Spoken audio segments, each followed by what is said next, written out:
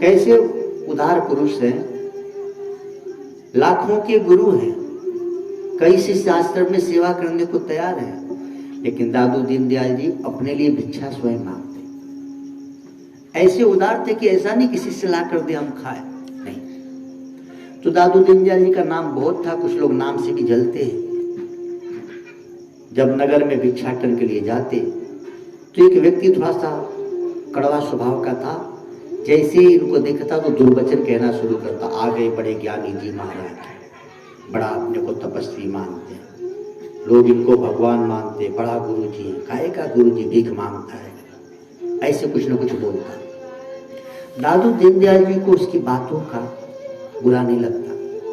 कभी कभी भिक्षा लेने जाते और वो नहीं मिलता तो उसके द्वार पर कुछ देर ठहर जाते हैं कि थोड़ा कहीं से आए, दो चार गाली मुझे दे तब आगे बढ़ो। कैसे कैसे संत विदेश।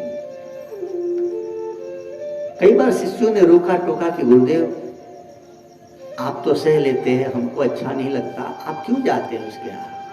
संत का स्वभाव है।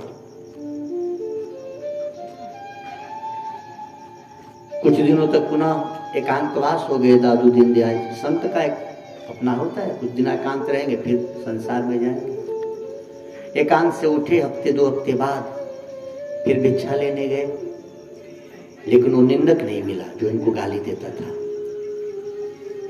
दूसरे दिन गए तो दूसरे दिन भी नहीं मिला। तो पूछे कि वो जो मुझे बार बार गाली देता था कहां गया? लोगों ने कहा महाराज जी वो तो मर गया। उसको तो मरे आज हफ्ते दो हफ्ते हो गए।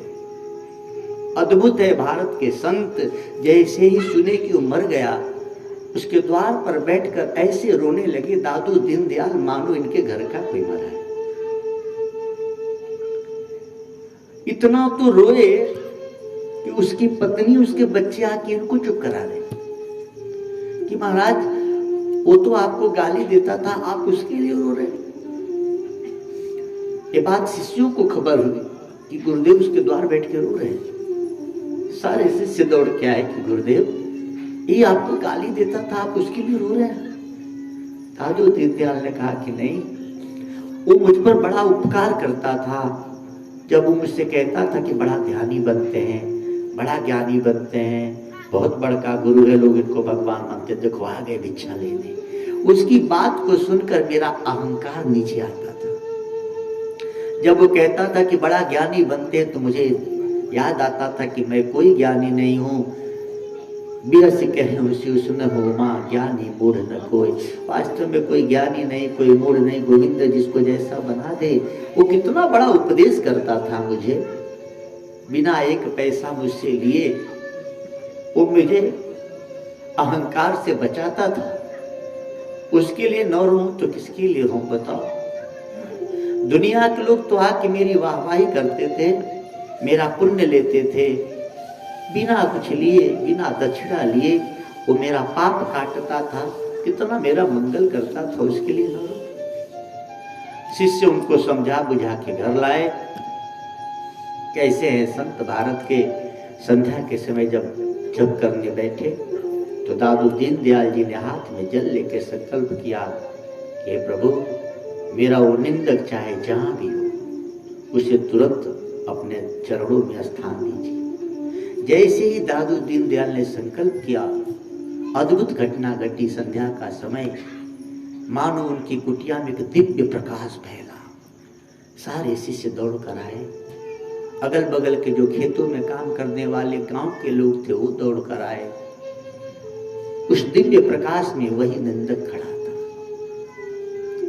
उस निंदक ने दादू दीनदयाल को प्रणाम करके कहा कि महाराज आपकी निंदा करने के बाद जब मैं मरा तो मुझे यमराज के दूत बहुत दुख दे रहे थे।